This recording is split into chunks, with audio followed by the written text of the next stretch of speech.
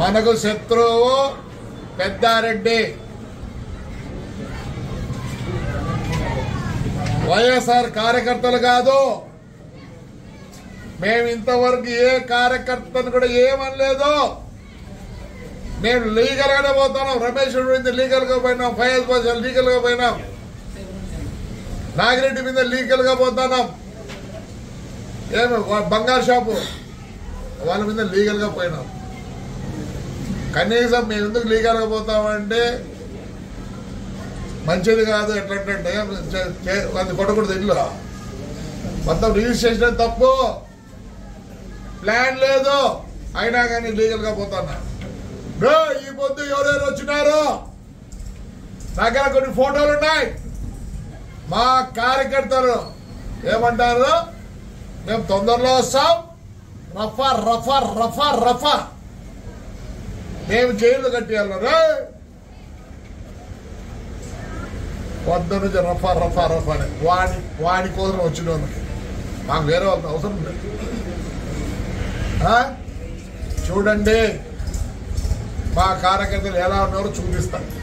మేము ఇన్ని రోజులు వద్దప్ప బాగుందాం, అవసరం లేదు ఫ్రాక్షన్. నేనంటే ఈడు హీరోగాడు వస్తాడు, వానెంబడి వచ్చినారు చూడే మా కార్యకర్త రఫా రఫా రఫా. ఏం చేస్తారా, మేమే సరెండర్ అవుతామంటున్నారు, మేమే సరెండర్ అవుతామంటున్నారు. మా ఇండ్ల కాడికి వచ్చి మా ఒంటి రూమ్ల వరకు పోయి పెద్ద మనుషులు ఎవరికైనా చెప్తారా ఇవే స్టేట్మెంట్లు ఇచ్చేది.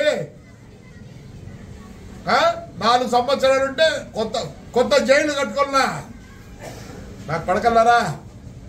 ఏమేం మాట్లాడతారా, నోరు పోసుకొని ఉంటే. నేను వాడి గురించి మాట్లాడతాను, మీ గురించి ఒక్క రోజు మాట్లాడలేదు. మీరు వద్దు, మాకొద్దు.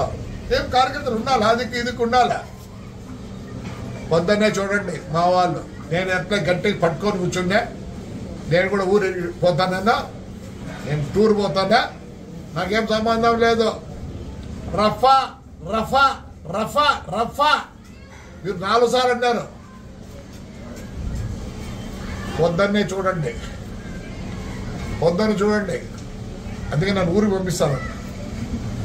పోతున్నా, వాడి దగ్గర వచ్చి వాడికి సాయం చేసినట్టు కదా మేము రఫా రఫానే. మా కార్యకర్తలు అంటున్నారు, చూసుకోండి. లిస్ట్ ఉందప్ప, ఆల్రెడీ లిస్ట్ ఉంది. మీ ఇండ్ల కాడ ఆడోళ్ళు మొగోళ్ళు కూడా చూసుకోరు. ఎందుకంటే కొందరు ఆడోళ్ళు ఎవరప్పదే పైన చాలా మాట్లాడుతుందా పాప. మేము కూడా కార్యకర్తలు ఆడోళ్ళు ఉన్నారు, మాట్లాడరు.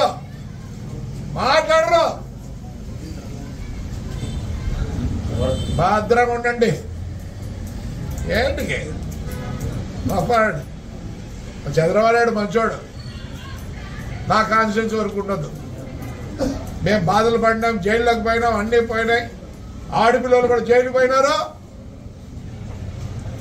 రేపు నుంచి వేరే వాడి ఇంటికాడికి వాడితో వాడి వచ్చిన వాళ్ళకు,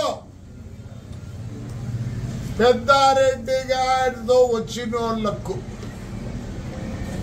ఆయన ఇంట్లో కూర్చోండి. మమ్మల్ని చేయలే. వాడు వాడి కొడుకు ఏడున్నావురా, ఇంకా నీకు చాలా ఉంది టైము. రాజకీయం చేసినావా?